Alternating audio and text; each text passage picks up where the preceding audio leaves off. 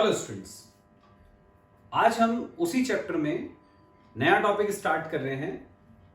यह है uniform circular motion. मतलब समझते हैं इसका। सबसे पहले सर्कुलर मोशन। जब कोई बॉडी सर्कल में चलती है तो अपन उसके मोशन को बोलते हैं सर्कुलर मोशन। सर्कल में चलते हुए यदि उसकी स्पीड कांस्टेंट रहती है, एक जैसी स्पीड से चलती है, तो फिर हम उसको बोलते हैं uniform circular motion. Uniform circular motion में बॉडी की स्पीड जो है वो तो कांस्टेंट रहती है। जैसे मान लो 20 मीटर पर सेकेंड है, तो ए पर भी 20 रहेगी, बी पर भी 20 रहेगी, सी पर भी 20 रहेगी, हर जगह पर फिक्स रहती है। लेकिन इसकी जो वेलोसिटी होती है वो कंटिन्यूसली चेंज होती है, क्योंकि वेलोसिटी जो है वो वेक्टर क्वांटिटी होती है। वेलोसिटी का डायरेक्शन क्या होता है यहां पर? वो होता है अलोंग द टेंजेंट। जैसे ये सर्कल का सेंटर है, तो यहां पर वेलोसिटी का डायरेक्शन होगा अलोंग द टेंजेंट, ऐसे। टेंजेंट रेडियस के साथ परपेंडिकुलर होता है। ये रेडियस, ये टेंजेंट, ये परपेंडिकुलर, फिर ये रेडियस, ये टेंजेंट, ये परपेंडिकुलर। मतलब हर जगह पर तुम्हें दिख रहा है वेलोसिटी का डायरेक्शन कंटिन्यूसली चेंज हो रहा है। तो डायरेक्शन चेंज होने की वजह से वेलोसिटी चेंज होती है, हालांकि स्पीड कांस्टेंट रहती है। और वेलोसिटी यदि चेंज हो रही है मतलब बॉडी के अंदर एक्सेलरेशन है। तो इसलिए यूनिफॉर्म सर्कुलर मोशन को अपन बोलते हैं एक्सेलरेटेड मोशन, क्योंकि भले ही स्पीड कांस्टेंट रहे पर वेलोसिटी चेंज होती है continuously due to the change in direction. Hence circular motion, uniform circular motion is called accelerated motion. अब इस यूनिफॉर्म सर्कुलर मोशन से रिलेटेड कुछ टर्म्स हैं, जैसे एंगुलर डिस्प्लेसमेंट। एंगुलर डिस्प्लेसमेंट, इसका मतलब समझ लेते हैं। सपोज कोई बॉडी ए से चलती है और बी पे जाती है। ए से बी तक जाने में ये सेंटर पे कुछ एंगल बनाती है, सपोज थीटा। ये जो ये एंगल सबटेंड करती है एट द सेंटर, इसको हम बोलते हैं एंगुलर डिस्प्लेसमेंट। तो एंगुलर डिस्प्लेसमेंट का मतलब क्या हुआ? Angle subtended at the centre. Angle subtended at the centre, ये कहलाता है एंगुलर डिस्प्लेसमेंट। अब एंगल का फॉर्मूला होता है length of arc upon radius. तो यदि अपन ने ये जो आर्क की लेंथ है इसको L मान ली और रेडियस को R मान लिया, थीटा की वैल्यू हो गई length of arc upon radius. Length of arc L और रेडियस R, तो थीटा आ गया L अपॉन R। ये जो अपन एंगल मेजर करते हैं इसकी यूनिट होती है रेडियन, तो एंगुलर डिस्प्लेसमेंट की यूनिट हो गई रेडियन। अब बच्चों अपन देखते हैं नेक्स्ट टर्म जो इसके साथ रिलेटेड है। सर्कुलर मोशन के साथ रिलेटेड नेक्स्ट टर्म है angular velocity. Angular velocity, angular velocity को हम बोलते हैं angular displacement per unit time. मतलब एंगुलर डिस्प्लेसमेंट अपॉन टाइम। जैसे सिंपल वेलोसिटी होती है ना, सिंपल वेलोसिटी होता है डिस्प्लेसमेंट अपॉन टाइम, वैसे एंगुलर वेलोसिटी होती है angular displacement upon time. Angular velocity omega से डिनोट करी जाती है, एंगुलर डिस्प्लेसमेंट हो गया थीटा और टाइम टी। तो एंगुलर वेलोसिटी हो गई एंगुलर डिस्प्लेसमेंट अपॉन टाइम, मतलब थीटा अपॉन टी। यूनिट निकालें यहां से ओमेगा की, यूनिट ऑफ ओमेगा, तो एंगल की यूनिट अपॉन टाइम की यूनिट। एंगल की यूनिट होती है रेडियन और टाइम की यूनिट होती है सेकेंड। तो एंगुलर वेलोसिटी की यूनिट हो गई रेडियन पर सेकेंड। तो ये बच्चों अपन ने देख लिया एंगुलर वेलोसिटी। नेक्स्ट टर्म जो इससे रिलेटेड है ये होती है linear velocity. Linear velocity, linear velocity मतलब simple velocity, displacement upon time. Linear velocity को हम v से डिनोट करते हैं, ये होता है डिस्प्लेसमेंट अपॉन टाइम।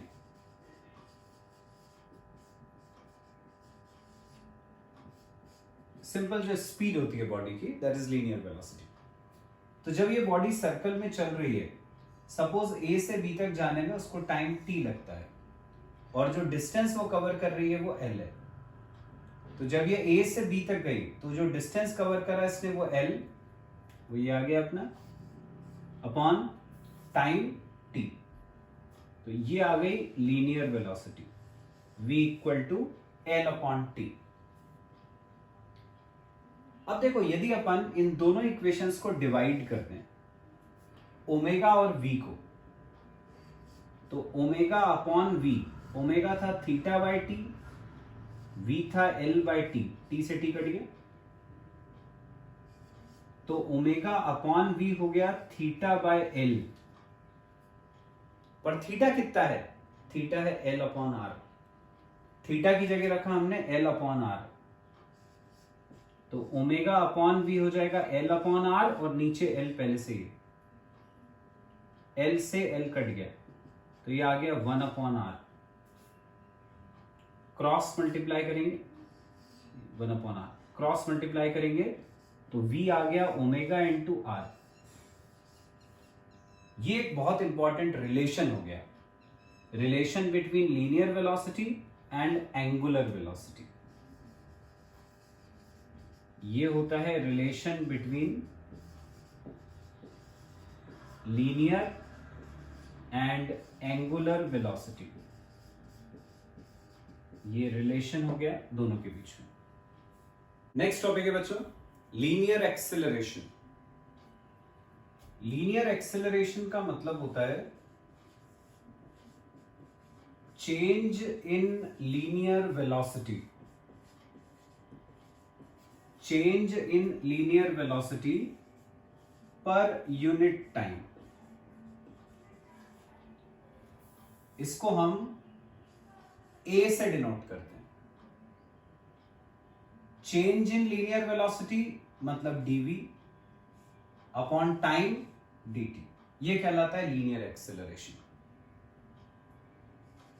इसकी यूनिट होती है मीटर पर सेकेंड स्क्वायर। ये लीनियर एक्सेलरेशन कहलाता है। नेक्स्ट टर्म है बच्चों angular acceleration. Angular acceleration, angular acceleration का मतलब होता है change in angular velocity, change in angular velocity per unit time, ये कहलाता है एंगुलर एक्सेलरेशन। इसको हम अल्फा से डिनोट करते हैं। एंगुलर एक्सेलरेशन हो गया चेंज इन एंगुलर वेलोसिटी मतलब D omega upon time dt, ये कहलाता है एंगुलर एक्सेलरेशन। अब इसकी यूनिट क्या हो जाएगी? ऊपर आ रहा है ओमेगा, ओमेगा की अपन ने यूनिट पढ़ी थी रेडियन पर सेकेंड, नीचे टाइम है सेकेंड, सेकेंड सेकेंड दो बार आ गया तो ये आ गया रेडियन पर सेकेंड स्क्वायर। तो जैसे एक्सेलरेशन की यूनिट में भी नीचे सेकेंड स्क्वायर आता है ना, वैसे एंगुलर एक्सेलरेशन में भी नीचे सेकेंड का स्क्वायर आता है। अब ये जो ए और अल्फा है अपन इसमें एक रिलेशन निकाल सकते हैं, relation between a and alpha. A मतलब लीनियर एक्सेलरेशन, अल्फा मतलब एंगुलर एक्सेलरेशन, दोनों में अपन एक रिलेशन डिराइव कर सकते हैं। रिलेशन को डिराइव करने के लिए जो अपन ने लीनियर और एंगुलर वेलोसिटी में भी रिलेशन एस्टेब्लिश किया था, v equal to omega R, इसका यूज करते हैं। इस इक्वेशन को हम दोनों तरफ डिफरेंशिएट कर देते हैं with respect to time. d by d t लगा दिया अपन ने दोनों में, ये ऐसे। अब dv बाई डी टी अपन को पता है लीनियर एक्सेलरेशन होता है a, उसकी जगह a रख दिया। r अपन को पता है पूरे सर्कल के मोशन में जो सर्कल का रेडियस है वो तो कांस्टेंट ही रहता है, तो r कांस्टेंट है तो उसको बाहर निकाल लिया, बचा d omega by d T. ये जो d omega by d T है ये भी अपन ने पढ़ लिया, d omega by d T होता है अल्फा, उसकी जगह अल्फा रख दिया, तो a आ गया r इंटू अल्फा। ये होता है relation between linear acceleration and angular acceleration. Next topic है बच्चों सेंट्रीपिटल एक्सेलरेशन।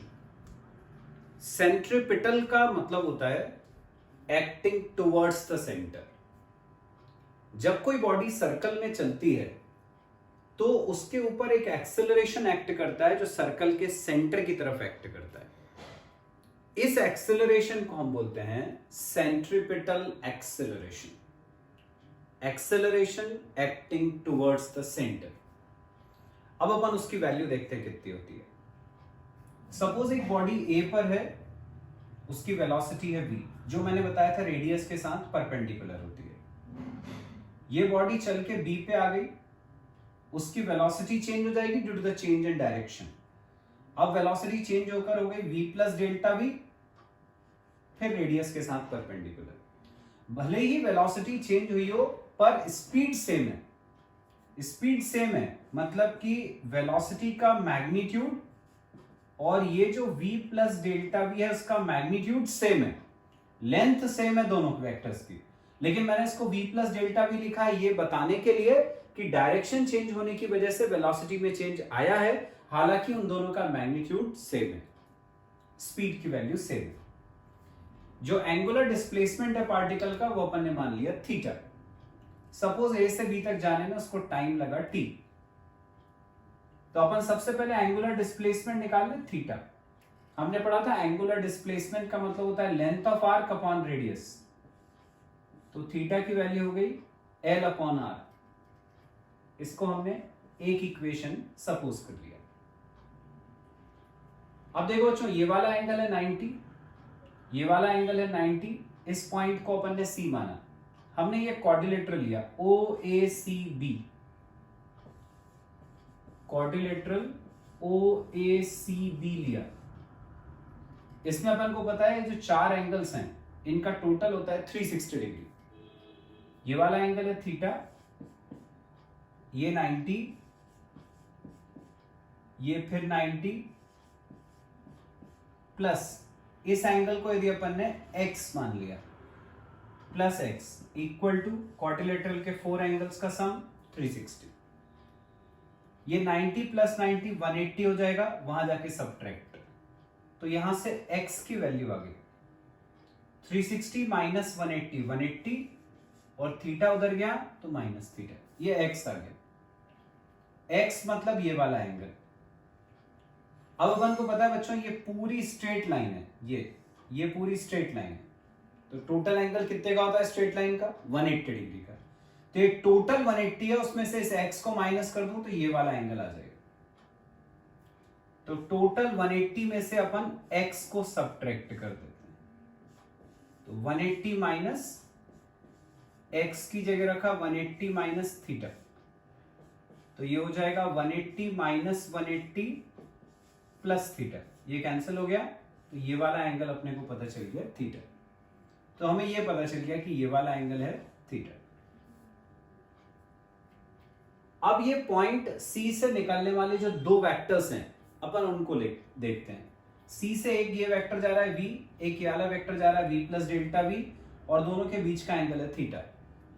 तो ये अपन ने बनाया पॉइंट C, यहां से एक ऐसे वेक्टर जा रहा है v, एक जा रहा है v प्लस डेल्टा v, ये ऐसे, ये v प्लस डेल्टा v, ये ऐसे जा रहा है। दोनों के बीच का एंगल अपन ने निकाला, एंगल एट सी वो है थीटा। अब v और v प्लस डेल्टा v का मैग्नीट्यूड सेम है, पहले ही लिख चुके हैं अपन। यदि v और v प्लस डेल्टा v का मैग्नीट्यूड सेम है, इसका मतलब यह हुआ कि अपन इसको सेंटर और इतने को रेडियस लेकर एक ऐसा सर्कल बना सकते हैं, वो सर्कल यहां से भी पास करेगा, ऐसा इस तरह का अपन सर्कल बना सकते हैं या आर्क बना सकते हैं, क्योंकि ये और ये दोनों बराबर हैं, मतलब ये दोनों सर्कल के रेडियस हैं। तो वो सर्कल यहां से पास कर रहा है तो यहां से भी पास करेगा। इस पॉइंट को D और इस पॉइंट को अपन ने E नाम दे दिया।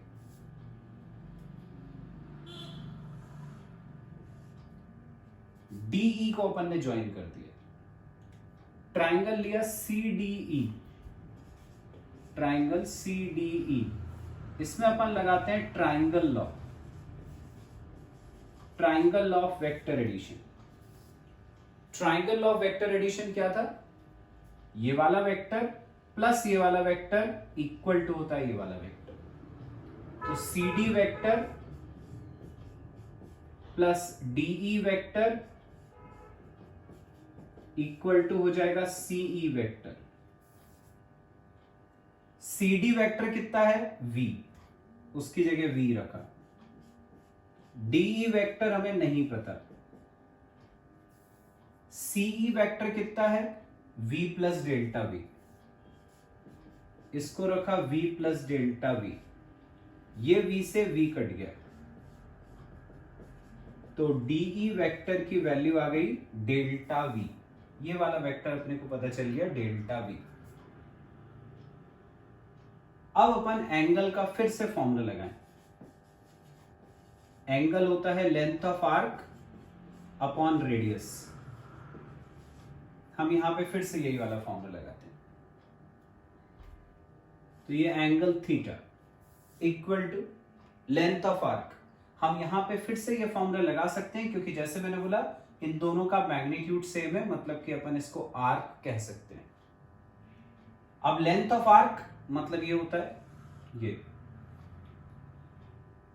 लेकिन यदि मान लो ये एंगल बहुत छोटा है, यदि एंगल बहुत छोटा हुआ तो D और E पॉइंट बहुत पास पास हो जाएंगे। यदि दो पॉइंट बहुत पास हुए ना, जैसे ये D और ये E, मान लो ये बहुत पास हैं, तो ये लेंथ ऑफ आर्क और ये DE ये ऑलमोस्ट सेम रहता है। तो मैं लेंथ ऑफ आर्क को ये ना लेकर DE लिख रहा हूं, तो लेंथ ऑफ आर्क हो जाएगा DE, लेंथ लिख रहा हूं इसलिए वेक्टर नहीं लगाया, अपॉन रेडियस। अब इस आर्क का रेडियस कितना है? इस आर्क का रेडियस है ये V या V प्लस डेल्टा V, दोनों का मैग्नीट्यूड सेम है, तो वो अपन ने मैग्नीट्यूड V ले लिया, ये V। ये थीटा की वैल्यू आ गई सेकेंड इक्वेशन, ये थीटा की वैल्यू थी फर्स्ट इक्वेशन से। अब हैं तो दोनों ही थीटा की वैल्यू, दोनों को अपन ने आपस में इक्वल करा। पहले मैं यहां DE की वैल्यू रख देता हूं। D हमने यहां निकाला था डेल्टा V, तो उसकी जगह रख दिया मैंने डेल्टा V, नीचे भी ऐसे ही है। अब दोनों थीटा को इक्वल कर देता हूं, एक ये वाला थीटा और एक ये वाला थीटा, तो delta V upon V equal to L upon R, ऐसा आ गया। क्रॉस मल्टीप्लाई, तो डेल्टा V इक्वल टू हो जाएगा V into L upon R। अब हमने दोनों तरफ इसको डेल्टा T से डिवाइड कर, delta V upon delta T equal to V upon R को ऐसे ही रखा और इधर डेल्टा T से डिवाइड कर दिया, ऐसा आ गया। Delta V upon delta T का मतलब क्या हुआ? Change in velocity upon time, जिसको हम बोलते हैं एक्सेलरेशन। तो ये हो जाएगा अपना acceleration A, linear acceleration. V upon R ऐसे ही है। L अपॉन डेल्टा T का मतलब क्या हुआ? ये L, ये पार्टिकल का डिस्प्लेसमेंट था अपॉन ये टाइम। डिस्प्लेसमेंट अपॉन टाइम मतलब वेलोसिटी V। तो ये v दो बार आ गया, तो ये आ गया v स्क्वायर अपॉन आर। ये सेंट्रिपिटल एक्सेलरेशन का एक बहुत इंपॉर्टेंट फॉर्मूला हमने डिराइव कर लिया। अब इसी को अपन एक और फॉर्म में लिख सकते हैं। हमने पढ़ा था अभी कि v इक्वल टू होता है omega R, relation between linear and angular velocity. ये v की वैल्यू हम यहां रख दें, तो सेंट्रिपिटल एक्सेलरेशन हो गया v का स्क्वायर है तो इसका square, omega square R square, नीचे r है, r से ये स्क्वायर कट गया, तो a आ गया ओमेगा स्क्वायर आर। ये आ गया सेंट्रिपिटल एक्सेलरेशन का एक और फॉर्मूला। दो फॉर्मूले हो गए। अब बच्चों तुम जानते हो फोर्स का फॉर्मूला। फोर्स होता है मास इनटू एक्सेलरेशन। हम उसमें a की जगह पर ये वैल्यू रख सकते हैं, तो फोर्स हो जाएगा m, a की जगह रखा v स्क्वायर बाय आर, ये एक फॉर्मूला हो गया। या a की जगह यदि अपन रख दें ओमेगा स्क्वायर आर, तो ये हो जाएगा m ओमेगा स्क्वायर आर, ये दूसरा फॉर्मूला हो गया। जैसे अपन ने एक्सेलरेशन को बोला था सेंट्रिपिटल एक्सेलरेशन, वैसे ये जो फोर्स है ये कहलाता है सेंट्रिपिटल फोर्स। सेंट्रिपिटल फोर्स मतलब force acting towards the centre. तो ये वो फोर्स है जो एक्ट करता है सेंटर की तरफ जब कोई body uniform circular motion execute करती है। वो एक बहुत इंपॉर्टेंट क्वेश्चन है बच्चों, हालांकि ये रिलेटिव वेलोसिटी का है, सर्कुलर मोशन का नहीं है। क्वेश्चन है, a person is moving eastwards with a velocity of 4.8 km per hour. Rain appears to fall vertically downwards with a speed of 6.4 km per hour. Find the actual velocity and the direction of rain. Question के according man जा रहा है east की तरफ, उसकी speed है 4.8 kilometre per our. ये man की स्पीड हो गई 4.8 kilometre per hour. Rain appears to fall vertically downwards, मतलब रेन ऊपर से नीचे की तरफ आ रही है ऐसी, लेकिन ये एपरेंट वेलोसिटी है। ये जो एपरेंट वेलोसिटी होता है, जो लगती है, एक्चुअल नहीं है, उसका मतलब होता है रिलेटिव वेलोसिटी। मतलब यदि मैन जो है वो मोशन में नहीं होता तो शायद वेलोसिटी का डायरेक्शन कुछ और होता है, लेकिन मैन के मोशन की वजह से जो रेन की वेलोसिटी है वो उसको ऐसा लग रहा है कि सीधी आ रही है। तो ये है velocity of rain with respect to man, ये वर्टिकली डाउनवर्ड्स। इसकी वैल्यू दी हुई थी 6.4 किलोमीटर पर आवर। अब अपन को पता है रिलेटिव वेलोसिटी का फॉर्मूला, VRM का मतलब होता है VR माइनस VM। तो यदि अपन यहां से VR निकालेंगे तो VM यहां के प्लस हो जाएगा, तो VR हो गया VRM प्लस VM, ये VR की वैल्यू आ गई। तो तुम्हें दिख रहा है कि जो VR है वो इन दोनों का सम है, और अपन को पता है कि यदि दो वेक्टर ऐसे हो तो उन दोनों का जो सम है, उन दोनों का जो रिजल्टेंट है वो होता है इस पैरेललोग्राम का डायगोनल। तो क्योंकि VR इन दोनों का सम है, VRM और VM का, इसका मतलब VR हो गया इनसे बनने वाले पैरेललोग्राम का डायगोनल। ये अपन ने पैरेललोग्राम बना दिया, ये उसका डायगोनल हो गया VR। ये अब अपन को क्या चाहिए, हमें इस VR का मैग्नीट्यूड चाहिए और उसका डायरेक्शन चाहिए। VR हमें 6.4, तो ये भी 6.4 हो गया, रेक्टेंगल में अपोजिट साइड से इक्वल। अब इतना 4.8 है, इतना 6.4 है, पाइथागोरस लगा के ये निकल आएगा। तो VR मैग्नीट्यूड निकाल रहे हैं अपन, इसलिए अपन ने वेक्टर नहीं लगाया। तो अंडर रूट 4.8 का स्क्वायर प्लस 6.4 का स्क्वायर, तो ये आता है सॉल्व करके अंडर रूट 64। अंडर रूट 64 मतलब 8, तो ये आ गया 8 किलोमीटर पर आवर। तो ये आ गई बच्चों रेन की एक्चुअल वेलोसिटी, VR पता चल गया। अब अपन को रेन का डायरेक्शन निकालना था। डायरेक्शन निकालने के लिए हमने इस एंगल को थीटा मान लिया। अब हम इस ट्राइंगल में लगा दें tan थीटा। tan थीटा होगा परपेंडिकुलर अपॉन बेस, तो 6.4 अपॉन 4.8, पॉइंट से पॉइंट हट गया, 16 4 जा 64, 16 3 जा 48, तो tan थीटा आ गया 4/3। यहां से थीटा की वैल्यू निकाल ली, tan इनवर्स 4/3। तो ये डायरेक्शन आ गया रेन का, और ये रेन की एक्चुअल वेलोसिटी निकल आई। यही अपने को पता करना।